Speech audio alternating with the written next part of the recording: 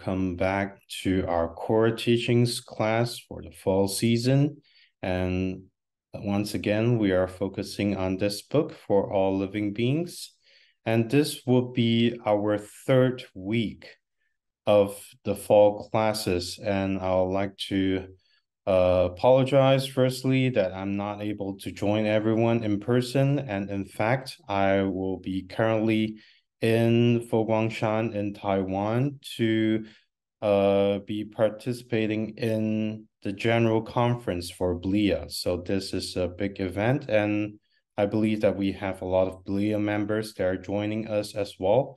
So I'm recording this class to be able to do it for everyone that is not be able to attend in person, as well as those that are attending in person currently in Shilai Temple. And so last week at the second chapter, we are talking about the spirit of the precept. What is the spirit of the precept? Why does the Buddha formulate all this precept? And this week, we will be focusing upon the application of the precept. And so application of a precept, we will be talking about the Avatam Sutra. So the Avatamsaka Sutra states that the precept are the supreme basis for Bodhi, and that it nurtures all the wholesome roots. And therefore, we need to understand that precept are the roots of all our wholesome deeds. And so precepts are the life force of the Buddha's teaching and the source of all that the Buddha draws upon to transform the world into a better place. And the Buddha said that all living beings have the Buddha nature. But even though Buddha nature is present among all of us, we must observe the precepts for it to be able to manifest itself. So that is why the Sutra of Teachings bequeathed by the Buddha, which is the sutra that has been propounded right before the nirvana of the Buddha himself. So he said that if one observed the precepts purely, then one will obtain all wholesome dharmas. But if the precepts are impure, then all wholesome virtues will not be able to arise. So observing the precepts is the foundation for cultivating all good teachings and is the basis for all Buddhist practice. However, it is not enough to just recite the precept. They must be practiced.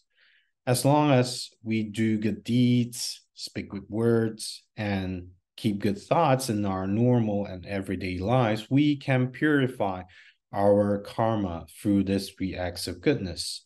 And in this way, we can put into practice the verse, do nothing that is unwholesome, do all that is wholesome, purifying the mind. So this verse can be said as the common teaching of all of the Buddhas in the past, and I might argue even all the Buddhas of the future as well. So do nothing that is unwholesome, do nothing that is evil, essentially do all that is wholesome, do all that is good, and we need to purify our own mind. So if we can see the workings of the laws of karmas in everything we do, then that is practicing the precept. And the Buddha's precepts are meant for us to regulate ourselves, not to make demands of others, and the spirit of the precept lies in observing them with purity and having the aspirations for enlightenment and benefiting all beings in the process as well. To truly practice the precept, we must observe all 3 categories of the Bodhisattva precepts in order to liberate all living beings. So this is the practice of the Bodhisattva path, not just to liberate oneself, not just to benefit oneself, but also to benefit and to liberate all sentient beings. So without the aspirations to seek enlightenment while benefiting living beings, one cannot be called a bodhisattva. You can only be called a good person, practicing good deeds. But if your aim is not to seek enlightenment and to liberate sentient beings, then you couldn't actually be called a bodhisattva. So though the bodhisattva precepts are characterized by the 10 major precepts that we can see in the sutras: killing, stealing, sexual misconduct, lying, consuming intoxicants, criticizing others, and praising oneself in the process, slandering others, being covetous, being unrepentantly angry, and slandering the triple gem as well, and the 48 minor precepts. So these are the Bodhisattva precepts that we will be taking if you go to a Bodhisattva precept retreat. And their basic spirit is the aspiration to seek enlightenment. And that is the end goal of all the precepts, and not just the Bodhisattva precepts, but of course, Bodhisattva precepts the aim is to achieve enlightenment in the Buddhahood. The aspirations for enlightenment is the essence of the Bodhisattva precept. And if we forget this aspiration, it will be a violation itself to the essential spirit of the Bodhisattva precept. So if you forgot about your aspiration, you forgot about your aim for enlightenment, and if you do all the good deeds, you are just a good person, but you have violated the essential spirit of a Bodhisattva precept, that is to seek enlightenment and to liberate sentient beings. And so the Bodhisattva precept can be characterized or categorized into these three categories. The first is the precept for proper conduct, and we can say that it is similar to the precepts of a novice, what a novice monk will be taking. It's basically a proper conduct that we will be conducting ourselves in our daily lives. That is to be a good person in our conducts. The second is the precept of wholesome deeds. That's not just being a good person of proper conduct, but we will also need to help others in the process, as in by doing wholesome deeds. And not just doing wholesome deeds, but this wholesome deeds, it needs to benefit sentient beings as well. And to the extent of one needs to practice this by actually sacrificing oneself, that is, maybe you're not getting a lot of benefits in the short term, but you will actually still, by sacrificing yourself, you're still willingly help other sentient beings to achieve their goal. So this is the spirit of the Bodhisattva precept, that is to put others before oneself. And so most Buddhists will spend their time meditating and reciting the name of Amitabha Buddha, or correcting their body and minds, karmically speaking, their physical karma, mental karma. But if they have extra time, they will devote it to doing volunteer works and community service, or making donations, charity to relieve poverty and to help the needy. So they can also assist in a lot of publications spreading the Buddhist teachings, or even participate in cultural and educational activities, such as establishing Buddhist schools, such as the one we have here, Shilai Temple, Shilai School. To practice the three categories of Bodhisattva precept, we must practically apply the Bodhisattva path, that is to say, put our actions, put our words into practice.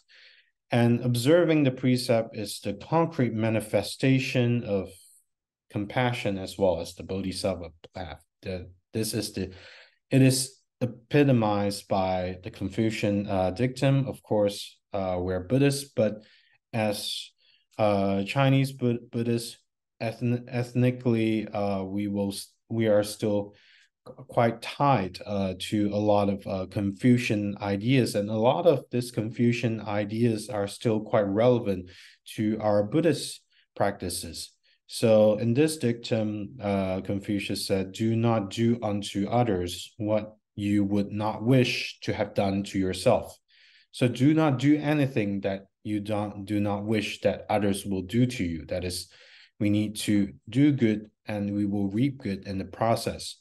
And because of this, most Chinese Buddhists practice some form of vegetarianism. And because being a vegetarian, we will stop the killing of animals. That is to say, if you do not wish to be harmed, not wish to be killed, you will practice a way that will not harm and kill other sentient beings in the process. So some will have vegetarian meals, maybe not a full vegetarian, the first or the 15th day of the lunar month. That is what a lot of Buddhists would do. They couldn't be a full-time vegetarian or a full-time vegan, but they will still wish to contribute less to the killing, and hence they practice this having vegetarian meal every first and 15 days of a lunar month. It's a tradition to a lot of Asian Buddhists. And others will eat vegetarian porridge in the morning. So that will be even much more beneficial because you have 3 meals per day, and 1/3 of it you will have it in a vegetarian way, that therefore no killing of animals 1/3 of the time. So while such practices are not the strictest, these people do at least have the resolve to have a vegetarian meal when those special day occurs. So therefore, we will be able to sort of minimize our carbon footprint and also hurting and killing less animals in the process. So of course, Buddhists do not have a monopoly on vegetarianism, but the Buddhist practice of vegetarianism is special in that it serves as a way to foster compassion and respect for life. So nothing in this world is more cruel or barbaric than killing living beings. And even a single ant, cockroach, fly, or mosquito is a living being, and they treasure their lives. However, when most people see an ant or a mosquito, they kill them without a single thought. They just swat them with their hands or stomp them to death with their feet. Even though there are times when such insects becomes a nuisance in our lives, we should drive them away or take preventive steps instead. So we cannot simply kill them for their crimes that do not warrant death. Taking their lives so suddenly is much too harsh. So if we are going to compare this living beings as a human beings, then probably if they are able to go to court, they'll say, well, you have no right to kill me. I mean, I didn't do anything that deserved death as a punishment. So while observing the Buddhist precepts may have its basis in faith, at their core, the precepts are based upon a compassionate mind. And when we practice the 5 precepts, we're able to also offer others fearlessness, because when we observe the precept of not killing them, everyone knows, all living beings will know that you have a compassionate mind and will not hurt them or kill them if anything occurs. So this is because when one practices the precept with purity, others need not fear that they'll be violated in any way or form. So this is why the 5 precepts are also sometimes called the 5 great offerings, because we offer others so much more comfort and fearlessness in the process when we are able to uphold the 5 precepts. And the 5 precepts are the fundamental precepts of Buddhism, though there are different sets of Buddhist precepts for monastics and lay people. All the various precepts are actually based upon the 5 precepts. And when you observe the practice of the 5 precepts, not only that you will be protected by the 25 Dharma guardians, as been described in the sutra, you benefit both yourself as well as others. For example, in the case of precept against killing, you become more compassionate, while others do not lose their lives. And for the precept against stealing, you do not ruin your moral character, and others do not lose their wealth. And for the precept against sexual misconduct, your family life will remain harmonious and others will do not lose their honor. And for the precept against lying, you are seen as a trustworthy and others are spared from praise or blame. And for the precept against intoxicants, you do not damage yourself in terms of mentally as well as your own wisdom, and others are spared from any harm. For example, you will not be drinking and driving, hence be harming anyone that are on the road. And so from practicing this, of course, according to the sutra, we will be blessed not just by the Buddhas and Bodhisattva, but all the Dharma guardians, the Dharma protectors, and we will also, in the process, be protecting ourselves as well as others as well. Sorry. And going beyond, of course, the letter of precepts grants us even more benefit. And when we go beyond not killing and to also proactively protect others, we will naturally be healthy and have longevity. And when we are able to go beyond not stealing and practice generosity, we'll be in the process become rich and honored in the future. And when we go beyond not engaging in sexual misconduct and respect the good names of others, and our family life will naturally be harmonious. And when we go beyond not lying and praise others, we will naturally obtain prestige and distinction. And when we go beyond not consuming intoxicants and turn away completely from the temptations of drugs, we will naturally have a healthy body and a clear mind. And so practicing the 5 precepts, we can be free from fear and suffering. We can obtain true freedom, peace, harmony, and happiness in this life. So additionally, we can avoid the rebirth in future lives into the lower realms and enjoy rebirths as human beings or in heaven, and also ultimately attain Buddhahood. So it is like planting a seed in a field of merit. Though there should be no expectations of reward, many benefits will naturally accrue and one will enjoy inexhaustible merits and good karmic results. And now we will be talking about the right livelihood. So for a lot of people that had taken the core teachings class with us in the past, you might remember the right livelihood from a Noble Eightfold Path. That is almost the first teaching of the Buddha when he was enlightened under the Bodhi tree. In the first teaching, he taught the Four Noble Truths as well as the Noble Eightfold Path as well. So right livelihood is one of those Eightfold Noble Paths. So though observing the 5 precepts may bring many benefits, modern people often decide not to take them because they find their jobs will make it impossible to keep them.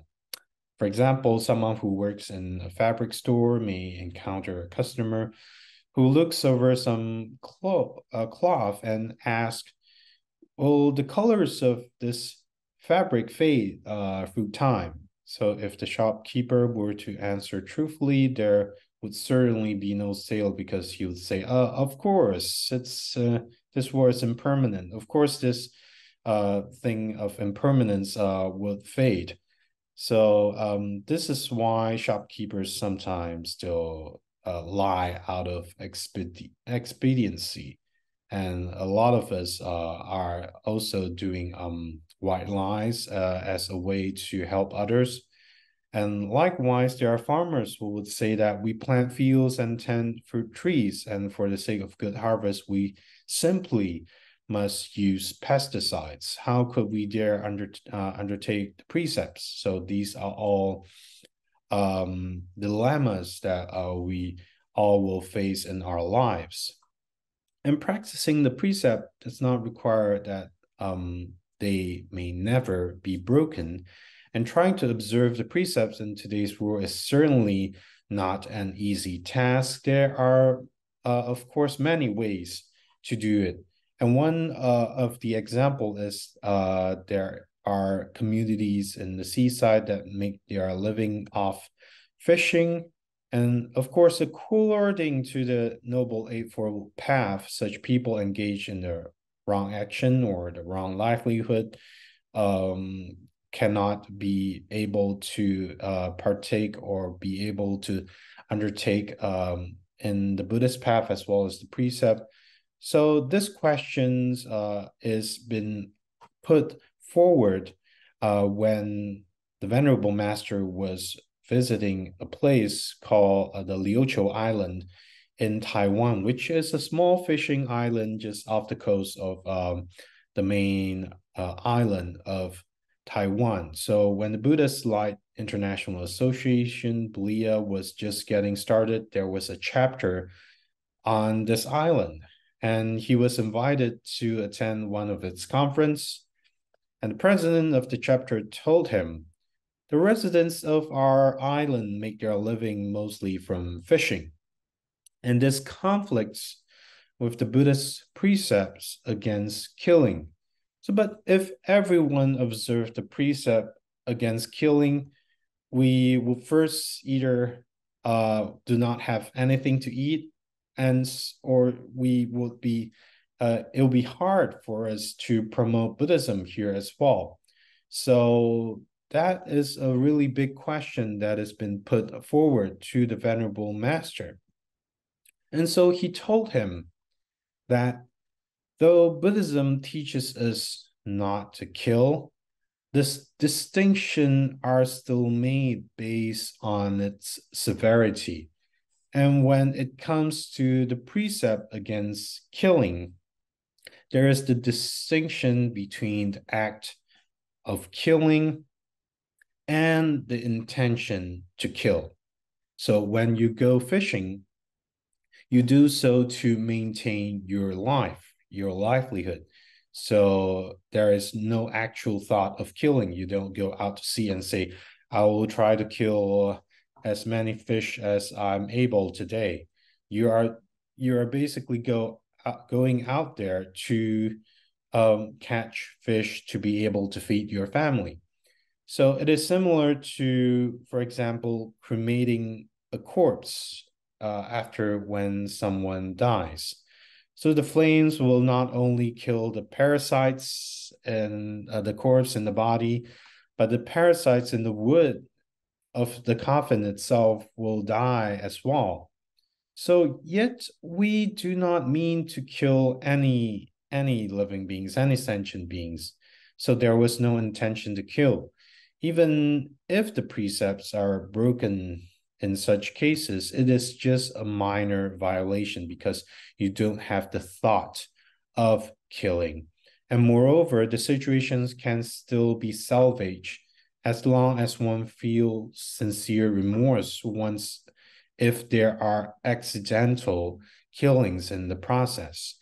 And Buddhism is a religion that is based on human beings, and though it values the life of even the smallest of creatures, we actually destroy numerous lives every day without thinking about it or realizing it.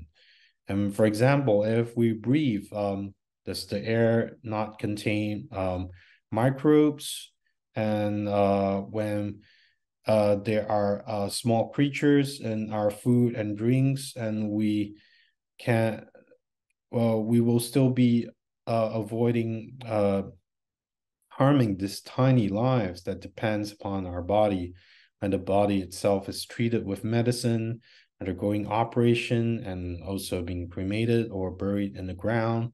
For example, in this in the pandemic, and we will be using a lot of alcohol to sanitize our hands and all the different surfaces. So it will still be killing these microbes in the process. So if we are really concerned about it, then it will be hard to live our lives. So in each of those moments, we had no intention to kill, even though there may be some acts of killing as we cultivate ourselves spiritually. And we must not generate the mental karma of killing living beings. And even though our actions harm just small organisms, we must feel ashamed for so carelessly destroying life and deeply repent over it. If we are able to see those animals, if we are able to see those living beings, and we still end their lives, then that is something that we need to be able to repent and to be able to reflect upon all those actions. But for example, if there's a cup of water, a bucket of water that we pour into the kettle, we don't know if there are any microbes, any living beings inside. If we boil the water, then we don't know about it. There is no way for us to tell if there are anything inside. Then in the Buddhist Vinaya, it is said that because you have no way to tell that the existence of it, then there should not be any negative karma that is coming from, because you do not intentionally seek out any living beings to in the intention to end your lives. So this at its core is the spirit of the Buddhist precepts. And it is commonly said that taking the precept is easy, but observing them is hard. But however, it is important to note that just because something is hard does not mean that we should completely avoid it. The five precepts can be taken together, or they can be taken in steps. So this is probably something that not a lot of us is able to get to know. So as stated in the Treatise of the Perfection of Great Wisdom, there are five precepts, starting with no killing, ending with no intoxicants. If one can undertake one precept, it should be called one step, as in we are taking one step at a time. So if one can undertake two or three precepts, it is called fewer steps. So although there's five, we are taking two or three, that is still considerably more steps than none. So if one can undertake four precepts, it is called more steps. And undertaking all of the five precepts is called full steps, as when we are completely covering all the precepts by upholding all of them. So to which one to take among these steps, one can choose as one wishes. That is to say, if you choose just to uphold the precept of not killing, then you'll be just upholding the one killing, and this is the one step you take. And if you are unable, for example, through your work, you feel that you might still be needing to partake in some parties, and hence there's possibility you might be needing to drink. For example, you might just be taking all the four precepts except for the precept of not taking intoxicants, but it will still be considered more steps rather than fewer steps. So this shows that as lay people, you can select the one or two precepts that are easy for you to observe according to your own circumstances. and later practice the precepts more diligently by upgrading to 2, 3, or 4 precepts until gradually you are able to reach the full 5 precepts. So we can see the flexibility in the upholding of precept, as in fact, the scripture itself is recommending this kind of practice, as in if circumstances does not allow, you are still will be benefiting if you're just upholding this one single precept or 2 precept or 3 precept until the circumstances allows it. Then you can be able to take more steps forward to be able to fulfill all of the 5 precepts. So there is certainly flexibility in the practice of upholding the precepts. So even if someone is engaged, if we are engaged in wrong living, once committed to the Buddhist path, we can take a few more steps by undertaking the precepts in a way that is convenient. Of course, if it's convenient, then more people will be able and willing to uphold this precept. And as opportunity arise and karmic conditions slowly change over time, we will discover that there are thousands of other professions in this world that we can actually get a job in. So not necessarily those jobs that will sort of hinder you in the path of your practice. For example, as a Buddhist, you might not be wanting to work as a butcher, but your family is being in this business. But in the future, of course, when there are opportunity arise that is that enables your family to be able to change this career path and their investment, of course, you will be able to do it, and that will also lead towards a better karmic results for you yourself as well as your family. So if we do not engage in all these lines of work that are considered not a good living, then we can be employed in another one. So there's always other ways that we can make our living. Of course, we need to do it only when the opportunity arises. That is to say, not to force yourself, because we need to practice Buddhism that will benefit all sentient beings. And the first one that you need to benefit is yourself. If you are not able to maintain your livelihood, then it will be hard for you to be able to practice Buddhism as well. So it is certainly not necessarily to make a living through killing, and you certainly do not need to work in any profession that will harm any people. Of course, I believe anyone of good conscience will not be partaking in any of this work that will be in the process harming people. So it is possible to change your job and still have what you need to live, and to live accordingly with the right livelihood. And besides providing the necessities of life, work can be the best forms of practice as well. As in the writings of the Venerable Master, you can use your work as a way to benefit other sentient beings and to practice your bodhisattva path. So with our jobs, we can make donations and, of course, perform services, create positive connections for a better future.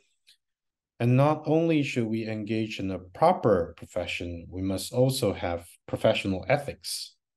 For example, when we work, we should understand the laws of karma, never use one's public station to, for example, engage in corruption, to commit fraud, to seek private gains at the expense of the public, to profit from forced seizure, or benefit from intimidation or enticement.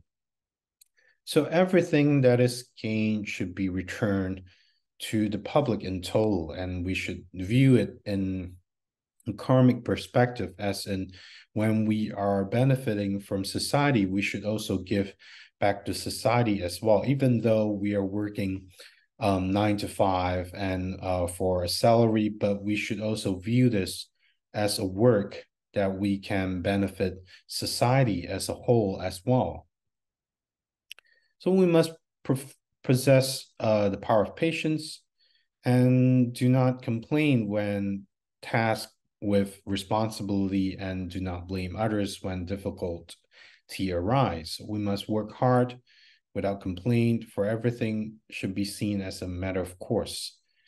Only by possessing the power of patience can one be responsibility and do the job well. So this is not just the practice of precept, it is also the practice of our morality, our patience, and of course, all of the 6 paramitas. Of course, we know the 6 paramitas as morality, and then we have generosity, we have patience, we have diligence, we have concentrative meditation, as well as wisdom.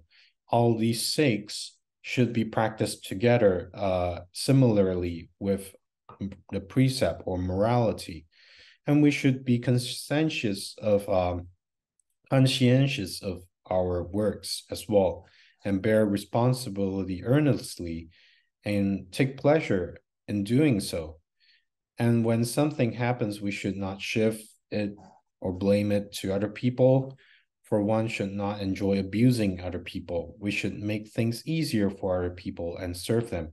So in other words, in our work, it's not just benefiting our customer or those that we serve, but also our colleagues as well. How can we work harmoniously with our co-workers and be able to benefit them and also inspire them to practice in the Bodhisattva path as well? And also, if you're an employer, you will be thinking about the benefits of your employees. Are they overworking? Are they enjoying their work? Are they able to feel empowered? Are they able to feel accomplishments and all the things that they work on? And also, are there an inspiration and guidance for them to be able to serve society and community at large as well?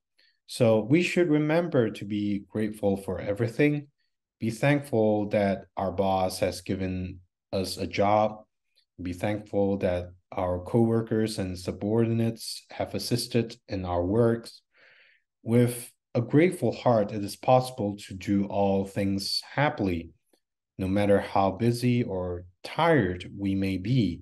And if we are able to work in such an environment that everyone is practicing Buddhism and everyone is doing good deeds to each other, then we can actually call this workplace or this office as a place to practice Buddhism, or a monastery, a temple, a place that we could actually put all of the teachings of the Buddha into practice. So Buddhism is not only practiced in the temple or any place or a meditation hall, for example, but it should be practiced in all levels of society and in all places. And if we're able to inspire our coworkers, our colleagues, and our employees to do that, then we are actually leading their practice as well.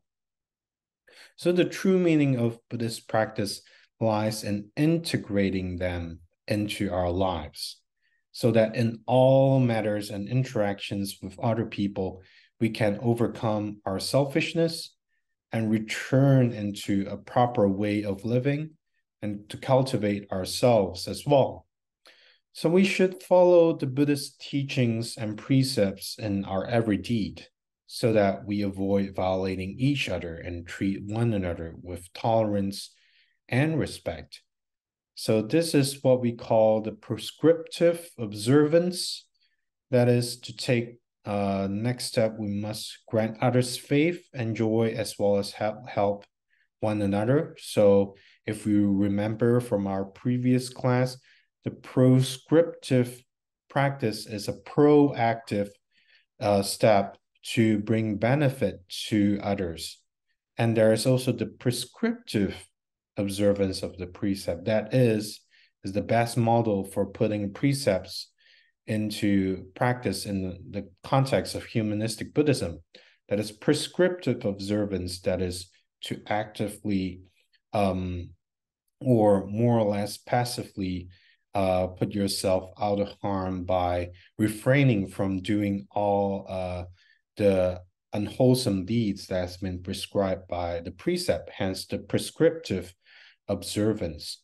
And so we are actively helping other people as well as also putting ourselves out of harm, and have a mindset of how to morally conduct ourselves and have a good work ethics and at the same time as well. So a review for the Eightfold Noble Path. We talk about the right livelihood, as you can see at the left. So the livelihood is followed by the other 8 of the Eightfold Noble Path. And we always start with the right view. With a right view, if we are seeing everything in the correct way, we will be able to think in a correct way as well. So right view will be followed by right thought. And when we are able to think correctly and have a right mindset, we will have right speech as well. We won't be lying. We won't speak harsh words. We won't speak divisive words. We will always speak good words and to benefit other beings in the process. And with that, we will be follow our actions with the right actions to do physical deeds that are of good conduct. And right actions will be followed by right livelihood. We will live accordingly to the precepts in the process as well. Right livelihood will be followed by right effort, or in other translation, the right diligence. We will diligently push ourselves in this right direction. And if we are able to practice all of this, then in our meditation, we will be able to practice the right mindfulness. And with the right mindfulness, we will come to the right concentration to be able to deeply absorb in our meditations as well. So these are the Noble Eightfold Path. As you can see, the precept or the teaching will lead to a right conduct, and the right conduct, the right precept, will lead to a right livelihood. And with this right livelihood, we can then move on from a right morality into a right meditative concentration. So this will actually move us from the first step of the threefold training into the second step of the threefold training that is more focused on mindfulness and also concentration. So that is all for this week's lesson. And for week 4, we will be doing a recording as well. But as usual, if you have any questions, please put it in Google Classroom. I will answer all of them, even though I will still be in Taiwan until the 14th. But if you have any questions, you're most welcome to be able to put it in the Google Classroom, and I will answer all of them when I'm able to. And so for that, thank you everyone for joining in with this class. And I will be back at the end of October. And by then, hopefully everyone will be able to stay safe, stay healthy, and we will be seeing each other again at the end of October. So I'll see everyone again, and thank you. Take care. Omitofo.